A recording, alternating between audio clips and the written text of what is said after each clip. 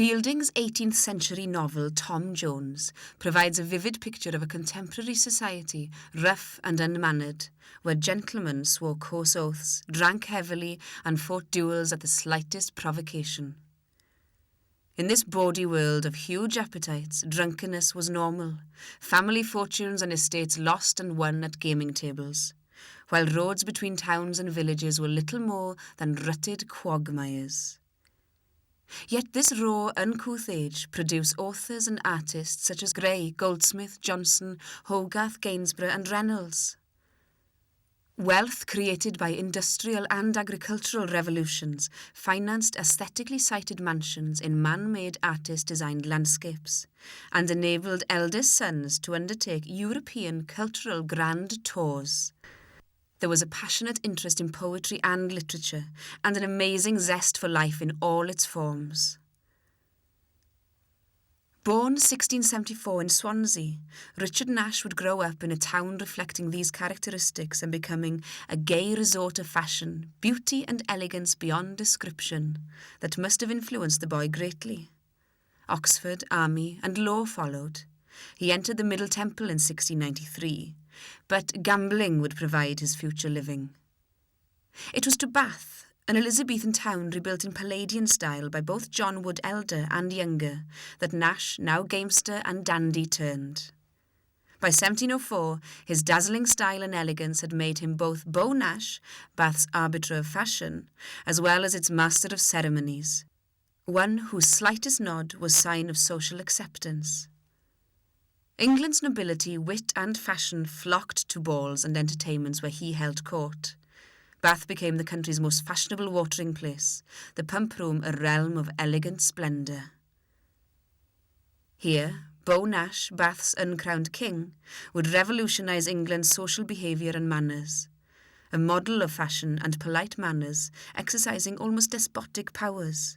He insisted no swords were worn, thus minimising duelling, and that there would be no smoking in any public room because it is disrespectful and unpleasant to ladies.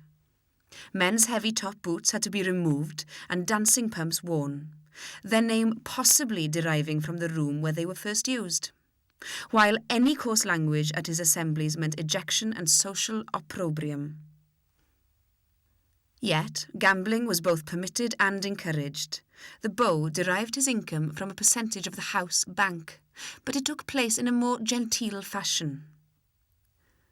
During the reigns of Queen Anne and the first two Georges, it was Nash's direct influence that improved roads to the city, making it, according to one observer, a place of numerous dashing equipages passing and repassing, shops capacious and elegant, tailors and milliners of the highest eminence in the fashionable world.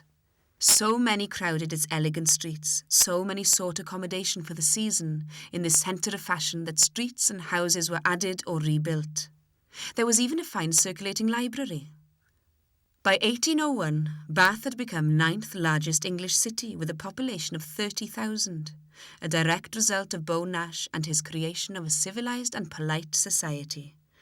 More than any other single person, he altered England's 18th century social life for the better. But Beau Nash relied on gambling, and the 1745 Act prohibiting gaming was a body blow.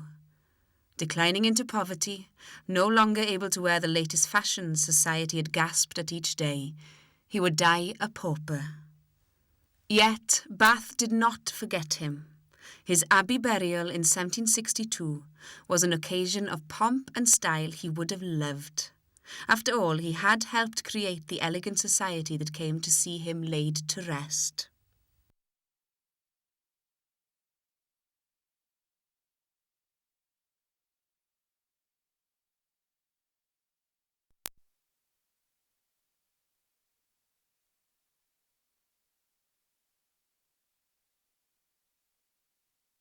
Of all the people who have worked to support and preserve the Welsh language, Bishop William Morgan is probably the greatest. He was born around 1545 at Tŷ Mawr, a 16th century or 17th century house in Snowdonia, still standing today. His father was a tenant of the Windsor Gwydier, a powerful family claiming descent from Owain ap Griffith, King of Gwynedd. Although not high-born, William was apparently educated at Gwydier, like the son of a gentleman, applying himself diligently to his studies. In 1565, William Morgan entered St. John's College, Cambridge, studying, amongst other subjects, Hebrew, Latin, and Greek. Taking his degree in 1568, he became a clergyman, being ordained deacon and priest at Ely in that year. Returning to Wales in 1572, he became vicar of Llanbadarn Fawr, then of Welshpool. In 1578, he moved to Llanrhaeadr and Mochnant in Powys, where he continued the work that won him fame, translating the Bible into Welsh, as well as surviving a quarrel that ended in the infamous Star Chamber. It is said he had to be escorted to church by an armed servant. He preached with a pistol stuck in his belt, and at one point siege was laid to the vicarage. In 1536, the Act of Union, designed utterly to extirp all and singler the sinister usages and customs of Wales, meant legal and administrative affairs had to be conducted in English, and nobody speaking only Welsh could assume public office. English was intended as the language of worship too, but as only 5% of the people spoke it, it was feared the Protestant Church in Wales might lose its integrity with text only in English. Bishop Richard Davis of St. David's was instrumental in having an Act of Parliament passed in 1563 authorising a Welsh Bible. With William Salisbury and Thomas Hewitt, he produced a translation of the New Testament and Protestant Prayer Book in 1567. There was some resulting confusion because the translators each favoured different versions of Welsh and worked separately. Salisbury, whose views on the language were rather eccentric, did most of the translation. To be meaningful, the scriptures needed to be translated into a form of Welsh understood by everyone, and this was what William Morgan did. He translated the Old Testament and revised, or cleansed as he put it, Salisbury's New Testament. It took him 20 years, working both at Llanrhaeadr and at the London home of his friend Gabriel Goodman, the Dean of Westminster. John Whitgift, Archbishop of Canterbury, financed its publication, and when the new Bible appeared in 1588, the Privy Council instructed Welsh parishes to buy it in time for Christmas. The Welsh in Bishop Morgan's Bible influenced the Welsh spoken by the people, setting a standard that prevented the language splitting into a series of dialects and saving it from extinction. Dr. Morgan became Bishop of Llandaff in 1595, and in 1601 he moved to St. Asaph, where he repaired the cathedral roof at his own expense, seriously depleting his finances. When Bishop William Morgan died in 1604, his meagre possessions, including 2 feather beds, 1 bolster, a mirror, 40 tons of coal, and 10 chickens, had to be sold to settle his debts. Buried in St. Asaph Cathedral, possibly beneath the high altar, near the site of the present bishop's seat, he is commemorated on the translator's memorial in the cathedral grounds. Today he is remembered as the man who more than anyone deserves the title of Saviour of the Welsh language, and Wales's debt to him is immeasurable.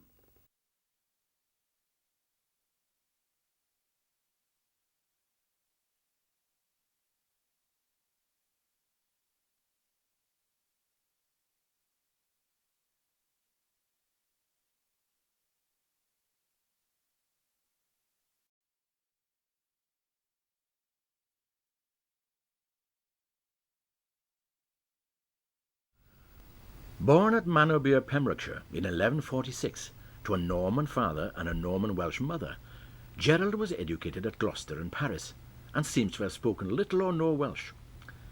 He would become Archdeacon of Brecon, but not Bishop of St. David's, as he so desired. In 1188, he accompanied Archbishop Baldwin of Canterbury, preaching the Third Crusade. 12th century Wales, riven by Norman conflict and endemic tribal warfare, was hazardous to travellers. Starting at Hereford, Gerald and Baldwin crossed the Welsh border heading for Radnor, Hay and Brecon. Near Llanddew was where Gerald resided to fulfil his duties as Brecon's archdeacon. The Crusaders were at risk, especially when crossing the bandit territory of the Hatterrell Hills overlooking Llantony Priory. Reaching William de Breos's Abergavenny castle, with tales of Welsh arrows piercing chain mail and thick oaken doors, Gerald probably feasted, where de Breos had earlier murdered some 70 unarmed Welsh chieftains invited to a Christmas feast. The way southward to Usk and Newport was safer. At Caerleon, Gerald associated the Romans and their fortress remains with King Arthur, stating that it was here that Roman legates came to seek audience at the great Arthur's famous court. Gerald next preached at Newport, where the Usk reaches the sea, and then on to Cardiff Castle, arriving the following day. At Llandaff, many took the cross, and after spending the night here, Gerald moved on to Margam Abbey. Near here, Gerald's packhorse was almost lost in quicksand, causing one cleric to quip, "Wales was not only a hard country, but also soft."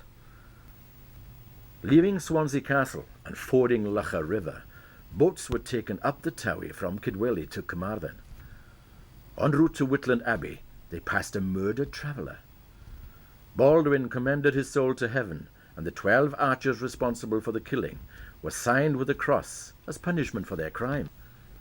At Haverfordwest, Gerald preached Latin and French sermons, where despite the congregation's ignorance of the language, he claims to have gained many converts, which he held as little short of miraculous. Their journey continued on to St. David's, the spiritual heart of Wales, after which they entered lands where the Lord Rhys held sway. Travelling north of the Preseli Mountains, they learned of a local man eaten by toads. Nevern Castle and church were visited before an overnight stay at St. Dogmell's Abbey.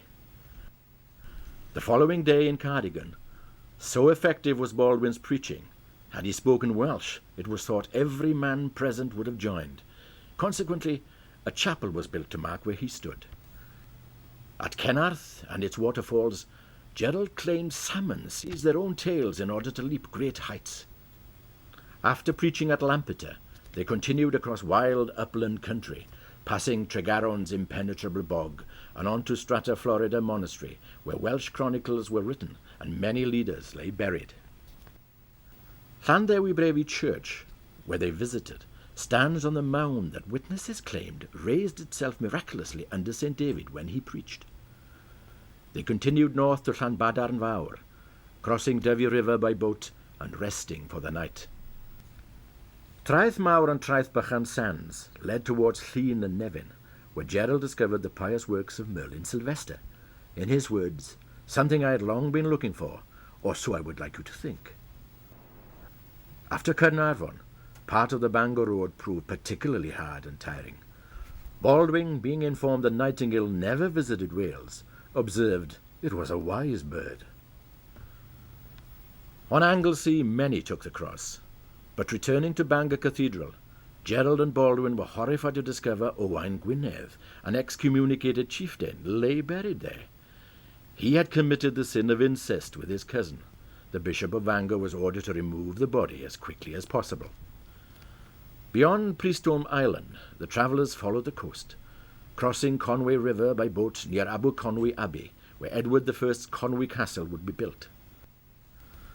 Passing Deganwy Castle, they reached Rhuddlan, continuing the next morning to St. Asaph and Basingbourg Abbey.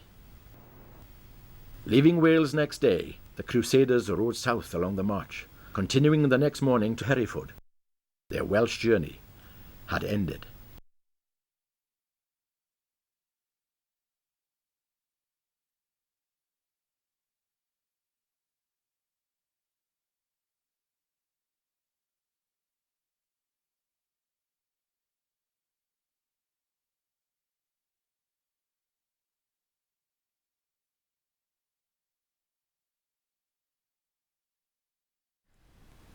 On the 7th of August, 1485, after 14 years in exile, the man who would become King Henry VII and establish the Tudor dynasty landed at Mill Bay, near Milford Haven in Pembrokeshire.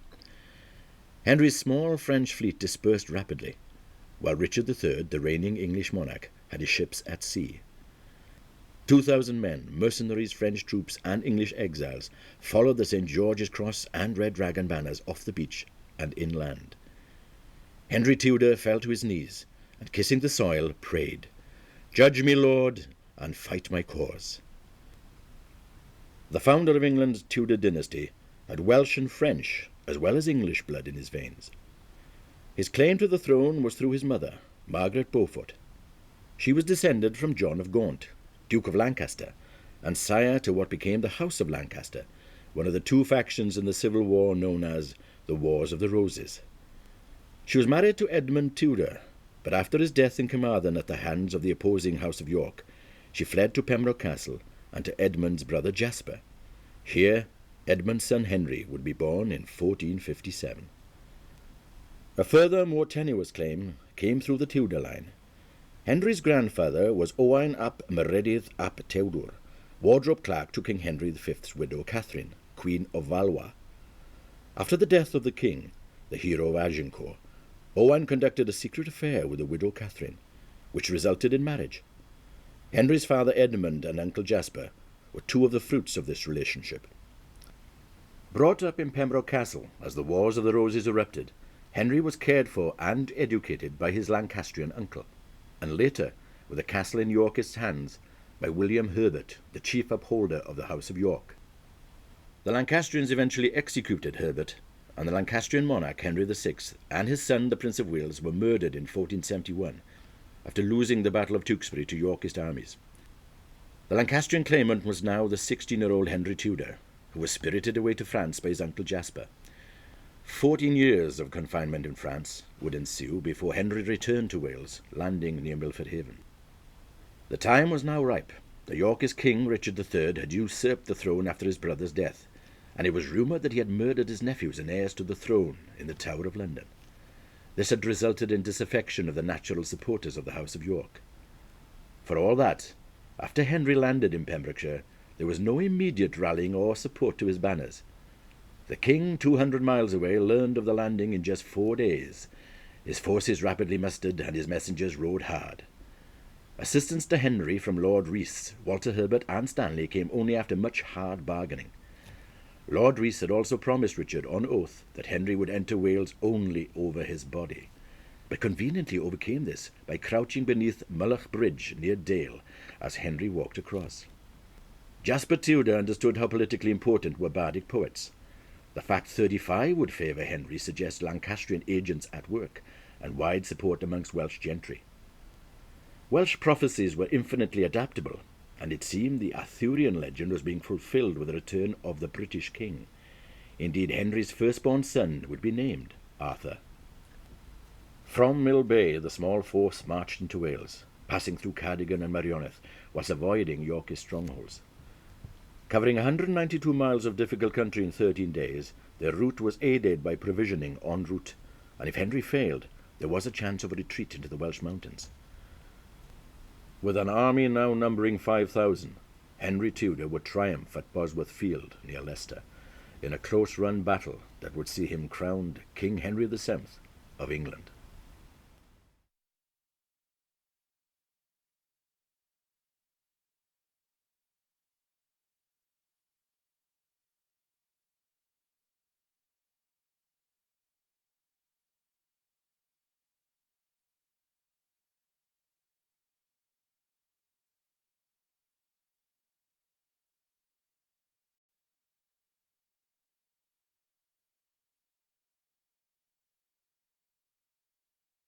By the early 18th century, a belief that the established church lacked evangelical vitality and had lost touch with ordinary people caused Anglican clergyman John Wesley to attempt re-establishing methods of study and practice laid down by its statutes. Nicknamed Methodism, this was intended to be no breakaway organisation, but rather progress within the church. Wesley's preaching spread his ideas into Wales, and in 1735 at Talgarth Church in Breconshire, a young Howell Harris would be so inspired by Price Davis, its minister, he decided to give up teaching and devote his life to the cause. Born at nearby Trevecca in 1714, Harris had been educated locally before entering Oxford University, which he left after only 1 week. Becoming an unofficial itinerant preacher throughout Wales, delivering several sermons each day, aroused such hostility from church authorities that his applications to become an Anglican minister were rejected. Yet many, moved by his preaching, were encouraged to form Calvinistic Methodist societies, and in 1737, when Harris became associated with Daniel Rowland, another evangelical preacher, their followers were soon working together. One of their converts was William Williams of Pantycelyn, and by 1742 a close bond had been formed with Wesley's English Methodism. But for many areas the Welsh revival would end in 1750, when Harris steadfastly supported Wesley's union with the established church, while Rowland's went his own way. 2 years later, Harris retired to Trevecca, where he established a family of some 120 followers, housed in a remarkable Gothic building, probably of his own design, one that William Williams of Pantycelyn would describe as a castellated monastery. Self-sufficiency was practised through many trades in the developing complex, with agriculture being especially important. In 1755, Harris would help found Breckenshire's Agricultural Society, the first in Wales. His brother, Joseph, a scientist, introducing revolutionary farming methods such as overwintering animals on root crops, rather than the traditional Michaelmas slaughter. Fabrics were made and clothes manufactured, while a printing press produced religious books and tracts. Harris's journals and autobiography amongst them. Financial assistance came from Madame Sidney Griffith, a wealthy self-proclaimed prophetess of Cefn Amlwch in North Wales, while Selina, Countess of Huntingdon, funded Trevecca's Academy for Welsh Preachers, built in a style much influenced by Horace Walpole. Howell Harris was staunchly unionist both in religion and politics, and when French invasion seemed to threaten, established his followers into a militia company with himself as captain, resigning his commission only when the threat receded. This military service had provided the opportunity to preach in England, but in 1762, continuing his mission in Wales, he faced strong opposition from those desiring to break with Anglicanism, build chapels and establish their own Methodist governing body. Perhaps such disappointments continued to Harris's failing health and early death in July 1773. His body was carried for burial before the altar at Talgarth Church, the very place where he had first realised what his life's true vocation was to be. Trevecca was described by visitor John Wesley as this earthly paradise. It remains as Harris's physical memorial. But more lasting and influential was a spiritual force that made this Methodist preacher one of the most influential figures of his generation. Howell Harris of Trevecca was a founder of modern Wales.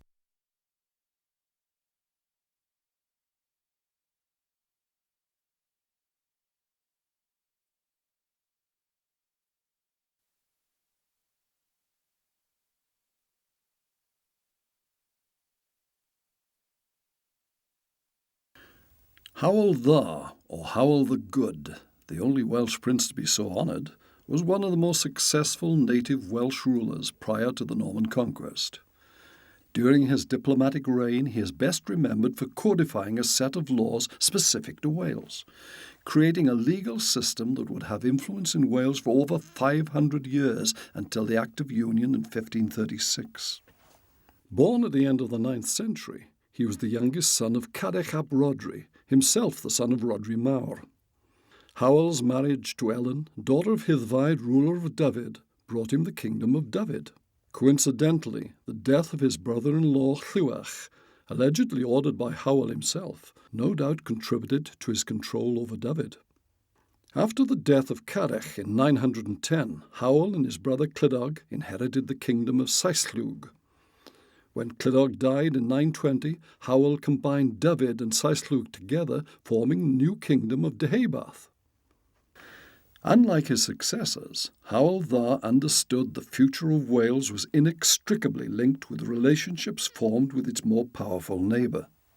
Until his death in 924, England's King Edward the Elder gave protection to Welsh leaders who made homage to him.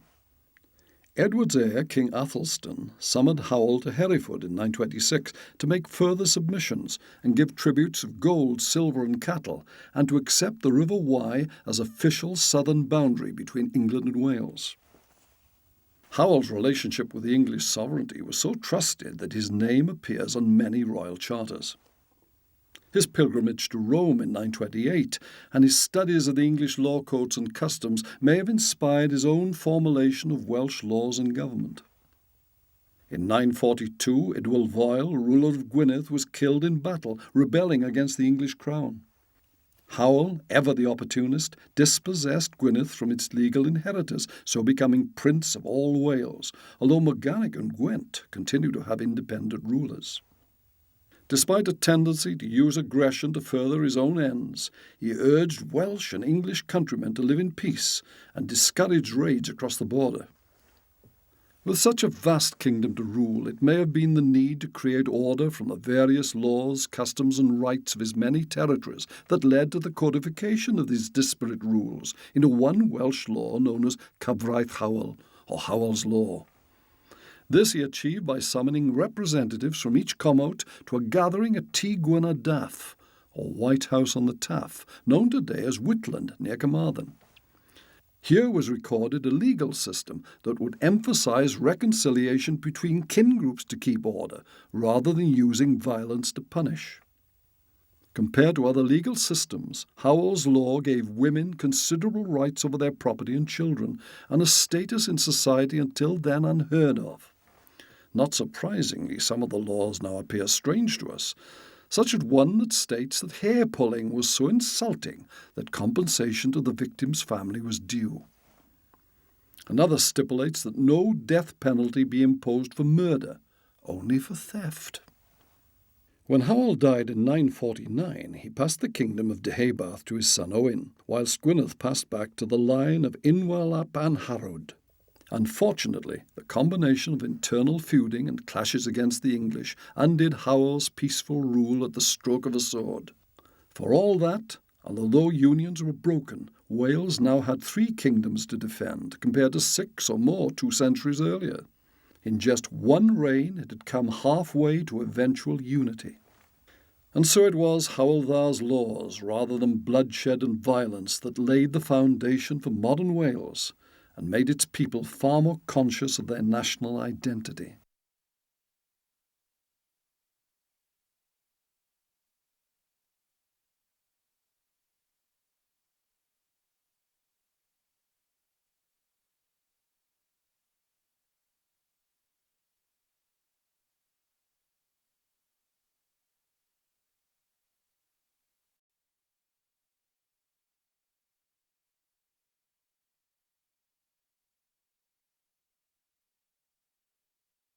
Owain Glyndŵr was born sometime between 1353 and 1359, though one tradition puts his birth as far back as 1349, the year of the Black Death. Probably born at a farmhouse at Trefgarn, Pembrokeshire, he could claim descent from the rulers of Deheubarth and Powys. Welsh legend claims, as a baby, he would cry at the sight of a weapon and only stop when he could touch it. After training at London's Inns of Court and well versed in Latin, French, English and Welsh, in 1383 he married Chief Justice Sir David Hammer's daughter, and later served in the 1385 campaign against Scotland. Shakespeare referred to Glyndŵr as a brave and cultivated man, a worthy gentleman, exceedingly well read and profited in strange concealments, valiant as a lion and wondrous affable, and as bountiful as mines of India. Before his revolt, 3 of his daughters would marry into leading English marcher families. In 1398, he retired from service to the crown, returning to Wales and his wealthy family estates in Glyn Dyfrdwy and Sycharth. The year 1399 saw King Richard II imprisoned by Henry Bolingbroke, whose lordships included Brecon, Kidwelly and Monmouthshire. Proclaiming himself Henry IV, Richard was imprisoned and died. He was possibly murdered. Where Glyndŵr's loyalties lay in the events is uncertain. What is sure is that this year also proved fateful to him. Reginald Grey, Lord of Rhuthun, seized part of Glyndŵr's estate. the subsequent lawsuit in the English Parliament wrongly found against him. A monastic chronicle records, "The Bishop of St. Asaph gave counsel in Parliament that they should not entirely despise Owen, as the Welsh might revolt. But those in Parliament said they cared nothing for the barefooted clowns." Shortly after, Grey failed to deliver him a message from Henry IV, summoning men to fight in Scotland, a duty for all royal retainers, including Glyndŵr. Due to his absence, he was declared a treacherous subject. Avoiding an ambush laid by Grey, Glyndŵr left Sycharth for Glyndefrdwy. There, on the 16th of September 1400, Adam of Usk relates his followers raised him up to be their prince. Rhuthun was looted 2 days later, and by the 24th, 8 other northeastern towns had been attacked. The next day, the rebel band was soundly defeated, and Glyndŵr fled north to his Tidwr cousins in Anglesey, who had also risen in revolt. A strong counterattack by Henry IV and the subsequent pardons left Glyndŵr seemingly isolated, and all his estates were handed over to the Earl of Somerset, the younger brother of the king. Regardless of this setback, bands of the Welsh began to cross the border back to their homeland in sympathy with the uprising. The Tidwrs of Anglesey, coming out of hiding, seized Conwy Castle. It took a force of 420 men, led by the ablest military commander of his day, Henry Hotspur Percy, to starve them out. The Percys were the most powerful of the northern English aristocracy, and Hotspur had been given control of North Wales. Meanwhile, Glyndŵr and his supporters moved across Powys, burning towns in their way, but were stopped at Welshpool and retreated to the Plynlimmon Hills. Here his band of 120 were met by an army of 1,500 men at Hithgen, where they routed them, slaughtering 200. This significant victory signalled that the rebellion had truly begun. The king's response was swift. Arriving back in Wales, by October he was present in Llandyfri at the cruel execution of Llywelyn ap Gruffydd Vychan, who refused to reveal Glyndŵr's hiding place. Henry set up camp in Strata Florida, but despite his presence, the rebellion gained momentum. In January 1402, Glyndŵr took Lord Grey prisoner, and a month later held him for a ransom of 10,000 marks, or £6,666. Grey signed an agreement never again to attack the man whose rebellion he had instigated.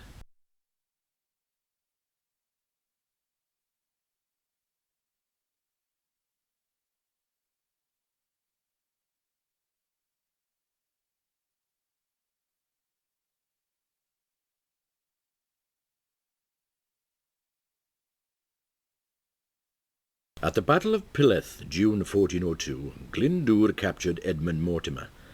The Mortimers could claim direct descent from King Edward III, and the captive's nephew had a greater claim to the English throne than Henry IV. Betrayed by his own Welsh archers in the battle, Mortimer would marry Glyndŵr's daughter in captivity and join cause with him. Mortimer was brother-in-law to Henry Hotspur, heir of the Percy family of Northumberland, which was owed huge sums by the king. In 1403 he rose against him, but his action was not properly coordinated with that of Owain, or his father, the Earl of Northumberland, and he was defeated and killed at the Battle of Shrewsbury that July. Nevertheless, 1402 and 1403 saw Glyndŵr's cause prospering. Marching through Gwent and Glamorgan, he seized and burnt the towns of the Marcher Lords, but failed to take the castles. This changed in 1404 when the mighty Harlech Castle fell to Owain, along with the great castles of Criccieth and Aberystwyth. This area between the castles of Harlech and Aberystwyth became the stronghold of the revolt, and it was here at Machynlleth that he held his parliament. Amongst the representatives journeying to this parliament was Dafydd Gam, Gam meaning one-eyed, on a mission from Henry IV to assassinate Glyndŵr. Seized, his life was spared and he was eventually ransomed. In May of that year, a letter was sent to Charles VI, King of France, requesting help. In this letter, Glyndŵr refers to himself as Owain, Prince of Wales. At Bangor, early in 1405, a meeting was arranged between Owain, Mortimer and Percy, dividing the kingdom into 3 parts, with Glyndŵr receiving the whole of Wales and 5 border counties. Any hope of this coming into being was destroyed when the Earl of Northumberland's rising was defeated, and he himself forced to flee to Scotland. A month later, August 1405, French troops landed at Milford Haven, and together with the rebel forces struck out across Wales, possibly advancing as far as Worcester. With news of the burning of part of their fleet, and with no uprising from the supporters of the cause of Richard II, still rumoured to be alive, they retired in an orderly fashion. With the collapse of Northumberland and the departing of the French, Henry IV had survived one of the greatest challenges an English king had ever faced. An attempt was made in 1406 to gain French help, together with an offer to recognise the French candidate as the true Pope. This might have led to an independent church in Wales, but the offer was not taken up. Welsh support now faded. However, Owain's base in the northwest proved resilient, and it was not until 1408 that Aberystwyth surrendered. Harlech followed in 1409, where Edward Mortimer, his son-in-law, had died either in battle or from disease. The prince's family was seized and taken into imprisonment. Glyndŵr had taken to the hills to continue sporadic guerrilla raids, and by 1413 had disappeared from history. Legend has the fugitive spending his last days with one of his daughters, either at Monington or Kenchurch, Herefordshire, hunted but never betrayed. Monington Church has an unmarked slab claimed to mark his grave, and Kenchurch Court his bedchamber. This was a man who was the last of his race to attempt to establish his country as an independent nation by force of arms. He so impressed friend and foe alike with his combination of tactical prowess and sheer luck that he was credited with superhuman powers, a wizard who could even control the vagaries of nature. Yet Glyndŵr left behind a bitter legacy. The country of Wales took 100 years to recover from his rebellion's destruction, its people also suffering greatly from harsh restrictions imposed by the English victors. Nevertheless, over 600 years later, Owain Glyndŵr still remains a national hero.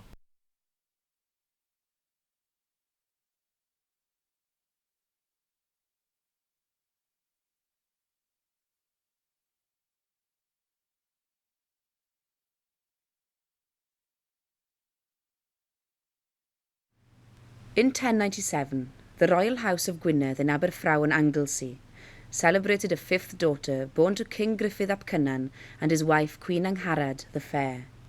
She was called Gwenllian. Her brothers included Owain Gwynedd, a future Prince of Gwynedd, whose son Madoc allegedly discovered America in 1170. During her lifetime, two Norman kings, William II and Henry I, endeavoured to bring Wales under their control in line with the rest of the country.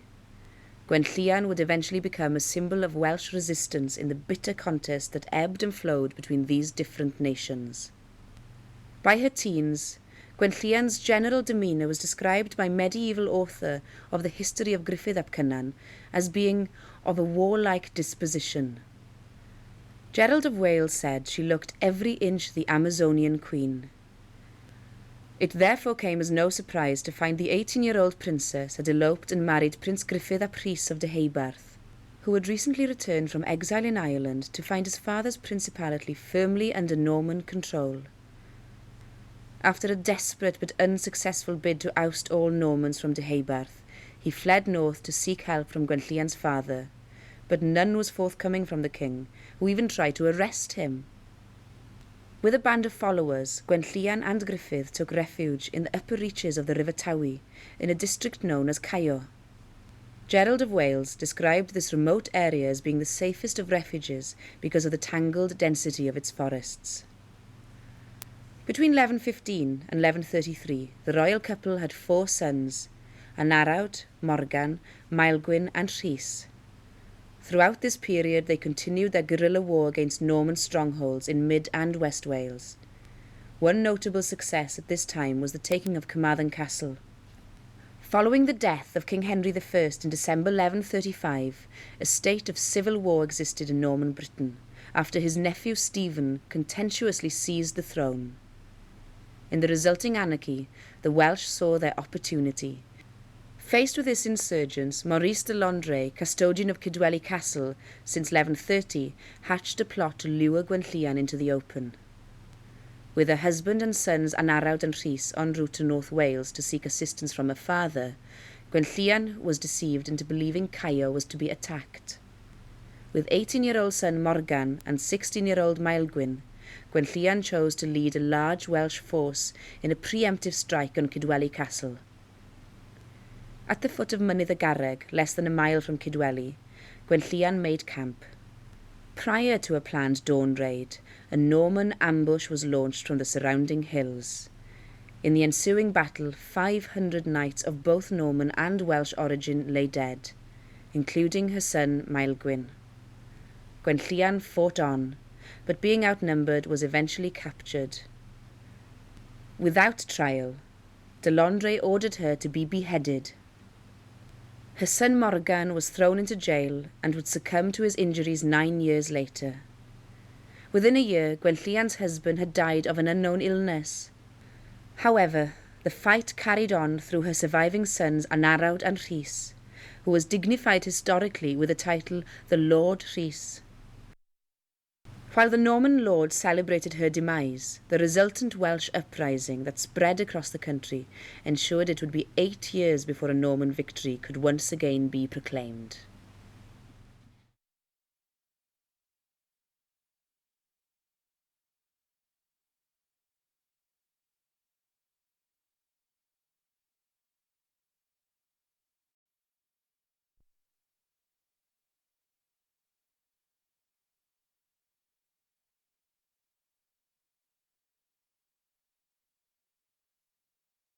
The Wales into which Rhodri Mawr was born was divided into some 80 distinct and often mutually hostile tribal regions. Raiding was a tradition, especially along what became the English border, not only against Saxon settlers, but neighbours and lowland Welsh compatriots. Possibly in response, Offa's Dyke was completed by AD 800, a vast undertaking that whether defensive structure or territorial marker clearly delineated for the first time what became Wales. Even though Welsh, Saxon, Norman and English would ignore it at will, it did help create slowly and often painfully the modern nation, a physical line behind which disparate tribes would gradually begin to regard themselves as one people. Only a few years after its completion, 9th century Welsh tribes would temporarily abandon their internecine warfare in face of serious threat and combine under a charismatic leader. That leader was Rhodri Mawr, Rhodri the Great, who in AD 844 succeeded Merfyn Vrych, the Freckled, as ruler of Gwynedd, continuing his father's policy of territorial consolidation. When his uncle Cyngen, ruler of Powys, died possibly at Viking hands, Rhodri seems to have claimed his lands, and through family connections and marriage would eventually rule much of Wales other than what are now its southernmost counties. Geographically and tribally divided, Wales could be linked, albeit temporarily, by strong leadership or external threat, and Rhodri's reign provided both. In AD 850 began the devastating Viking attacks on coastal settlement and monastery, from which date the Norse names of so many Welsh headlands and islands. Like Alfred, his Wessex contemporary, Rhodri's unification of his country against invaders, his example and strong leadership that prevented greater Viking penetration into Wales, would bestow upon him the title Great. During AD 853 and 4, the island of Mon was ravaged by the first of many attacks by Vikings, who knew it as Anglesey. Following year, Welsh forces repulsed another invasion, killing Viking leader Horm in battle, an event of such significance it is possible Horm's name was given to Great Orm's Head near Llandudno. Thereafter raiding lessened, although in AD 876 Rhodri would suffer defeat by Viking invaders and was forced to seek refuge in Ireland. There were those who believed disaster struck because he fought on a Sunday. A year later, with his position restored, came the news that Danes driven out of England by Alfred the Great had settled in Pembrokeshire. But Viking and Dane were not the only threat to this temporarily united country, and in AD 878 his heartland Gwynedd was invaded by Saxon Mercia. Perhaps in some desperation, Rhodri Mawr entered into an alliance with Vikings, a clear illustration of the philosophy, "The enemy of my enemy is my friend," only to be killed in the ensuing conflict. Wales had lost a great leader, courageous and wise, and 3 years later, when the Mercians suffered defeat at Conway, its Welsh victors claimed it was God's vengeance for the slaughter of Rhodri. United Wales would not survive, even though in 879 it entered into what proved to be a 40-year alliance with Alfred's Wessex against the Danes. After his death, not only did the country lack strong leadership, but its custom of gavelkind, an equal division of inherited lands between successors, would cause the customary hates and feuds. But Rhodri Mawr's reputation as courageous leader was such that for generations afterwards, any who wished to unite Welsh tribes against some common foe would claim kinship with him. In a divided land, marked out by a Saxon enemy, Rhodri Mawr laid foundation for today's Wales.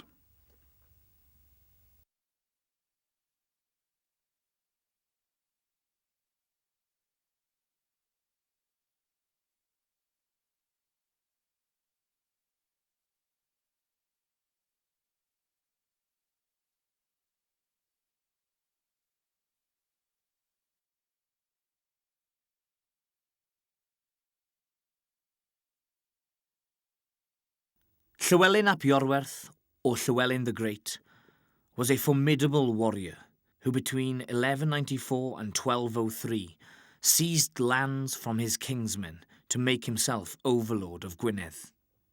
With a vision of a Wales united, not only physically but also spiritually, Llywelyn supported Gerald of Wales's attempts to become Bishop of St David's and remove the Welsh Church from Canterbury's control. The treaty in 1201 with England's King John confirmed Llywelyn's position by his acknowledgement of English overlordship, and was cemented 3 years later by his marriage to Joan, the king's illegitimate daughter. Joan would prove a wise counsellor and mediator between her two countries. Her skills were needed in 1208 when Llywelyn attacked Powys, with King John's fury only placated when Welsh forces joined his Scottish campaign. Even so, Llywelyn seized every opportunity to extend his power. In 1210, he supported the rebel marcher lord, William de Braos. At Chester, King John mustered an army that included many Welsh soldiers in its ranks, and drove his errant son-in-law back into Snowdonia. This inconclusive campaign ended with royal forces glad to eat horseflesh, but leaving a country filled with dead. A second, more successful campaign advanced across North Wales all the way to Bangor, burning it and imprisoning its bishop. Humiliated, Llywelyn was forced to hand over land, livestock and hostages while the king built Aberystwyth Castle to clinch his victory. With John's attention diverted by baronial rebellion, Llywelyn's forces burned Aberystwyth Castle and took others. This assisting of the rebel cause led to their proposing the restoration of all Llywelyn's lands in the Magna Carta of 1215. When an English civil war ensued, Llywelyn aligned himself with the rebels and their French allies, seizing castles at Carmarthen and nearby Cydweli, as well as those at Cardigan and Montgomery. Eventually, only lands around Pembroke remained under Anglo-Norman control. At Aberdyfi, Llywelyn declared himself Lord of Powys, and divided his conquests among those Welsh chieftains who had aided him. In 1216, King John died from dysentery, and his 9-year-old son Henry was placed under the guardianship of William Marshal, the Earl of Pembroke. The English Civil War ended with rebels and French defeated. Llywelyn immediately sought terms with the English crown, and in 1218 made homage to the young King Henry at Worcester, where his father John now lay. Llywelyn's position in Wales would be as supreme Welsh leader, a position accepted by Henry and his advisers, who sought stability. Indeed, his leadership did result in a period of greater peace with England until Llywelyn's death. Yet, traditional raiding and violence continued. This violence came close to home when in 1230 Llywelyn arrested his wife's Norman lover, the heir to the powerful de Breos family, and publicly hanged him from a tree. This action went unchallenged by marcher lords or the king, which indicated Llywelyn's strength. In this same year he took the titles Prince of Aberfraw and Lord of Snowdon, suggesting supremacy over all Wales.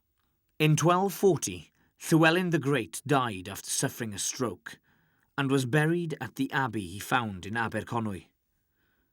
King Edward would later demolish the abbey when building Conwy town and castle. Today, Llywelyn's empty coffin remains at Gwydir Chapel, Llanwrst, its contents long scattered and lost. Llywelyn left behind a principality that had all the potential of becoming an independent nation. Before he died, he had called together his subjects and allies to swear allegiance to his son David at Strata, Florida Abbey, thus setting aside the debilitating Welsh custom of sharing power and lands amidst all male heirs. This final attempt to leave a strong united Wales came to naught when David died shortly after. All that remained was a vision of a united Wales, and a means for retaining that unity.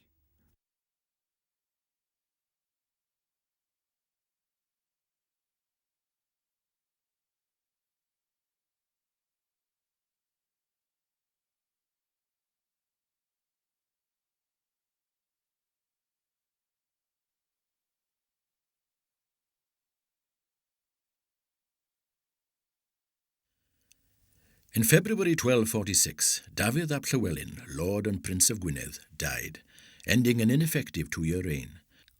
This was in stark contrast to his enigmatic father, Llywelyn the Great, the prolific and powerful Welsh monarch who led the Welsh for over 50 years. His malaised and bewildered principality now passed to his nephews, Owain and Llywelyn, who, in April 1247, on unfamiliar Oxfordshire territory, were forced to accept the onerous terms of the Treaty of Woodstock in the presence of the English King Henry III. Gwynedd was to remain a subservient lordship, affirming English dominance of Wales. 8 years on, encouraged by the unrest brewing between Henry and his powerful English lord, Simon de Montfort, Llywelyn ousted Owain and younger brother Dafydd, defeating them at the Battle of Bryn Derwin. Then, consolidating his borders, he strengthened his Welsh-held castle garrisons of Iwlo, Castellabere in Meirionnydd, and Dol Badarn in the mountain vastness of Snowdonia. With his native countrymen rallying to his ascendance, he embarked on a crusade that would ultimately gain him recognition by England's rulers as the rightful, independent and hereditary Prince of Wales, surpassing his grandfather's achievements. Any Welsh or English lords that refused to accept his governorship felt the full weight of his wrath, as the castles at Dynevor, Newcastle Emlyn, Llansteffan, Narberth and Llangynwyd in Glamorgan all fell. His initial successes were aided by his alignment with Simon de Montfort, and later his half-English cousin Roger Mortimer, another respected and powerful English lord. In return, Simon, leader of the militant barons opposing Henry, sought and got Llywelyn's support at the siege of Bridgnorth in Shropshire in 1264, and at the crushing defeat of Henry at Lewes in Sussex. Simon died a year later at the Battle of Evesham in Worcestershire. Through astute political manoeuvring and his amassed strength, English ratification of Llywelyn's self-proclaimed title finally came in 1267 under the Treaty of Montgomery, the agreement to recognise Llywelyn as the undisputed ruler of Gwynedd, Powys and Deheubarth. An intolerant Edward succeeded Henry in 1272 and invaded Wales in 1276.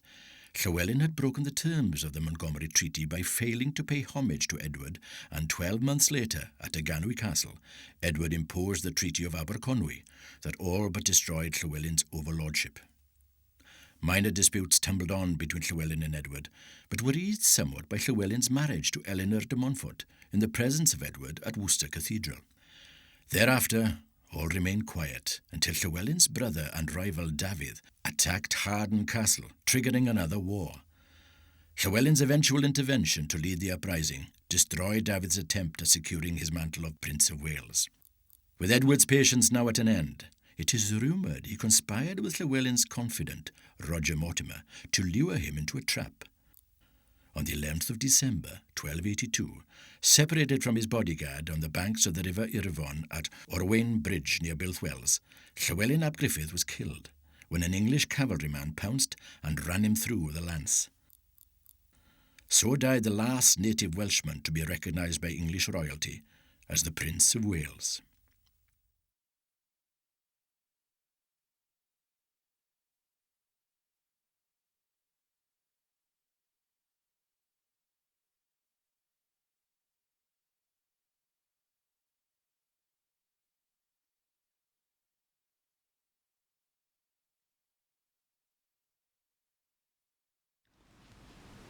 Born in 1132, Rhys ap Griffith was grandson of Rhys ap Tudor, Deheubarth's ruler, who was killed at Brecon in 1093, and thus Gerald of Wales' kinsman.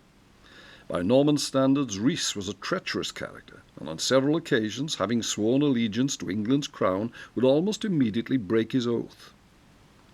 Surrendering to Henry II in 1163, he was released, but only after leaving hostages and making submissions to end further fighting. Shortage of supplies, driving rain, and Berwyn Hill's impenetrable bogs ended Henry's attempt to conquer Wales in 1165.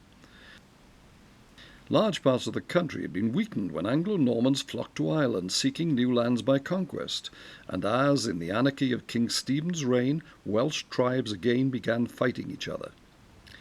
It was not normal for Welsh to combine forces. Geography and tribal rivalries usually prevented this. Still, even though no major battle took place, Owain Gwynedd, Prince of Gwynedd, Rhys ap Griffith of Deheubarth, and the sons of Madog ap Meredydd, ruler of Powys, had swallowed their differences sufficiently to assemble a sizable army at Corwin in the Dee Valley to face Henry. Rhys would ignore the promises of submission he made and went on revengeful attacks, seizing Cardigan Castle through treachery, and also taking nearby Kilgerran Castle. By 1171, much of Deheubarth was under his control. Rhys ap Griffith had become the most important Welsh chieftain, symbolising opposition to Norman rule. Yet major changes loomed on the horizon. Marching his army through South Wales en route for Ireland, Henry recognised Rhys as Deheubarth's official ruler, and on his return created him Welsh Justiciar, or King's Representative, conferring the title Lord Rhys. From that time on, Lord Rhys, frequent and honoured visitor to Henry's royal councils, would be totally loyal to the king, even supporting him militarily during major Welsh uprisings of 1173 and 1174, and compelling lesser chieftains to attend English courts at Gloucester and Oxford. The king now left Wales largely to the Welsh, believing it was better they fought amongst themselves than against England. Newly built Cardigan Castle would become a viceregal palace. It was at Cardigan during Christmas 1176 that the Lord Rhys made his most lasting cultural impact upon Wales. The patron of the arts, he invited all Welsh bards to compete in verse and song for rich prizes and carved chairs. Only superior classes ever used such throne-like seats, and their award represented a signal honour. Some 30,000 attended the first ever Welsh National Eisteddfod held in the castle precincts, the prize for music being awarded to a South Wales bard, and that for verse to one from the north.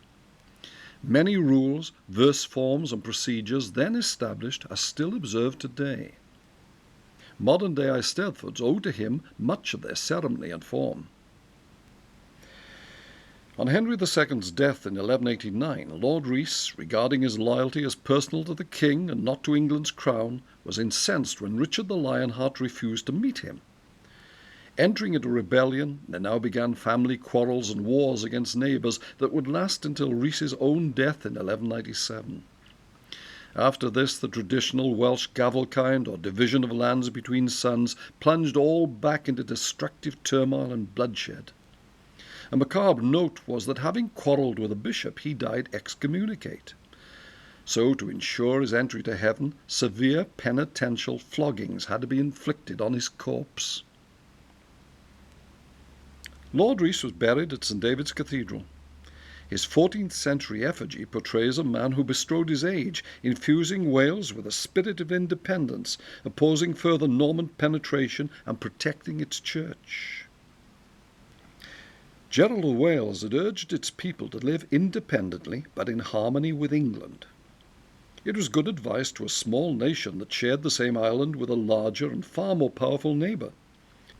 Yet to some, Lord Rhys was a traitor who accepted English overlordship. Others believed that by bending with the winds of history, he ensured his country did not break. Viewed objectively, this was a realist who, like Gerald his kinsman, realized the future of both nations would be intertwined, and thus helped lay foundation for modern Wales.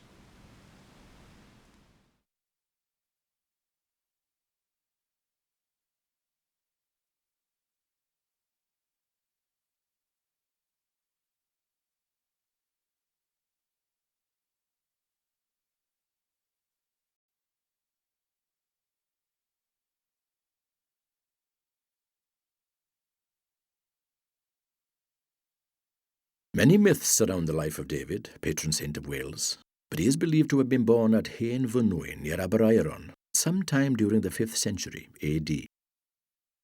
His father was Sant, son of the king of Ceredigion, his mother Non, reputedly a former nun of Tŷ Gwyn Monastery near Pembrokeshire's White Sands Bay. Non is said by some to have had connections through her father to King Uther Pendragon, and in his earliest years David, Dewi in Welsh, may have been brought up at court. Tradition says that the birth of a new spiritual leader was heralded in a dream to Sant some 30 years beforehand, and that St. Patrick was so angered at not being chosen, God had to send him to look after Ireland instead. Having decided to become a monk, David studied for 10 years under St. Paulinus before setting out for England, founding an abbey at Glastonbury, apparently on the orders of Christ in a dream. The rules David lived by were strict, and he gained the name the Waterman for refusing to drink wine. Water played another important role in his life too, for it is said he would immerse himself in it several times a day as a punishment for his sins. David established an early base at Caerleon, allegedly one of King Arthur's seats, before moving west to Menevia, now renamed St. David's in his memory. How and where David became a bishop is unclear, as some say he was consecrated whilst on a pilgrimage to Jerusalem or Rome, and others maintain he was ordained bishop in Wales. One story claims it happened after a strange miracle at the Synod of Brevi, a gathering of clergy convened to combat the teachings of Pelagius, whose belief that men could live without sin if they lived as Christ did was seen as a threat to the Church's authority and control over people's spiritual lives. It is said that David, who had never preached before, was encouraged to do so by fellow divines Dyfrig and Dainiol, and when he did, the earth rose beneath his feet so that all could see and hear him. So loud and clear was his defence of the Church and its doctrines. It is said his voice carried all the way from Brevi to St. Dogmaels, some 35 miles away. Today at Llanddewi Brevi, a church marks the spot where David is thought to have spoken. Whatever the truth, David eventually set up his foundation at Menevia, apparently with his kinsman King Arthur's consent. Even this was not achieved without a measure of strangeness, for it is said he had to see off a warlike Irish chieftain called Boya before he could begin. Nor had David mellowed with time. Monks at Menevia were expected to abstain from alcohol and meat. David was harsh, but as a missionary he was second to none. Today he is credited as an influence on Christianity as far afield as Cornwall, Ireland and France, where his reputed ability to heal sick children contributed to his canonization. The teacher of many monks in Wales and Ireland, he died around 589 with the words, "Lords, brothers and sisters, be happy and keep the faith, and do those little things you have seen me do and hear me say." Canonized in 1120, he is today commemorated as patron saint of Wales on March the 1st.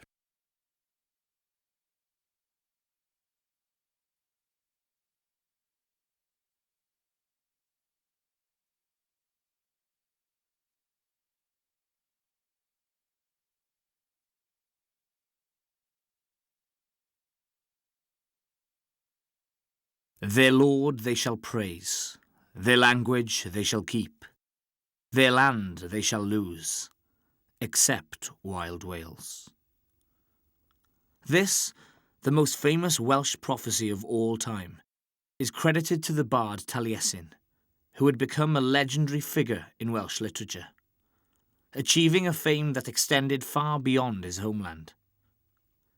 Many centuries after his death, Frank Lloyd Wright, a world-famous United States architect, would both mark his ancestry and commemorate the bard's fame by naming his two studio homes, Taliesin East and Taliesin West.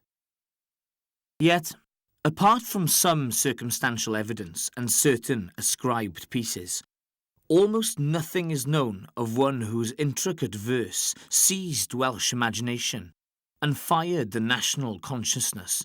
Indeed, there have been scholars who even doubted his very existence. If Taliesin lived, it was most probably during the 6th century, when Roman legions had departed, leaving a Britain stripped of its defences and vulnerable to attack by warlike invaders. Wherever he was born, when an accomplished bard, he seems to have migrated north, becoming resident poet to Urian, ruler of Rheged. This was a British kingdom, lying around the Solway Firth, whose capital was probably at Carlisle. Here, Taliesin is believed to have produced his classic work Urian Rheged, in which he depicts his patron not only as great warrior struggling against oppression, but in every way the epitome of an ideal prince. If truly contemporary, this is clear indication that 6th century Rheged was then facing serious threat. Certainly by the following century, the kingdom disappeared as an entity when it was possibly overrun and absorbed into Saxon Northumbria. Over the centuries, much mythological material would be attached to the Taliesin story. Gwion, servant of the goddess Ceridwen, unlawfully tasted of a magic brew.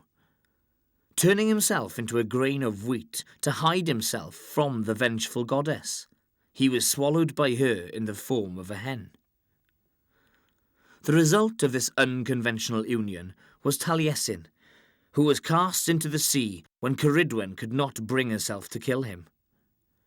Rescued by King Gwyddno near Borth, he was named Radiant Brow, or Taliesin.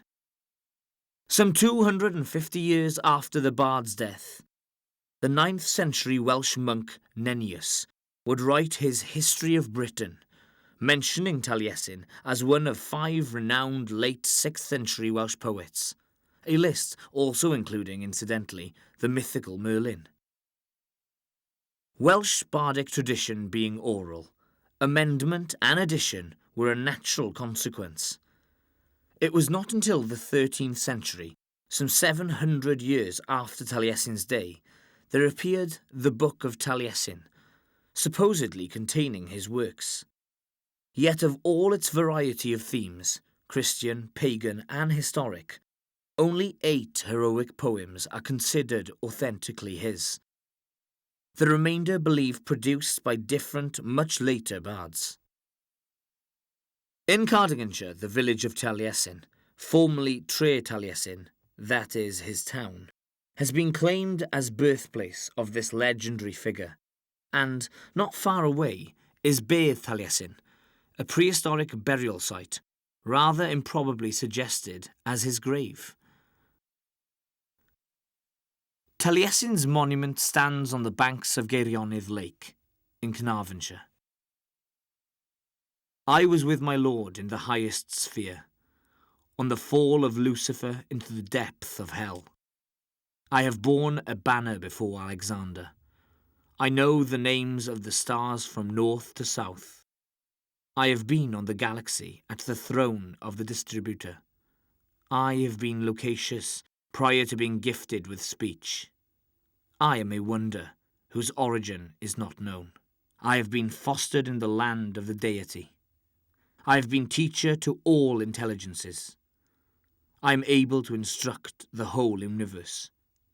I shall be until the day of doom on the face of the earth, and it is not known whether my body is flesh or fish. Then I was for 9 months in the womb of the hag Ceridwen.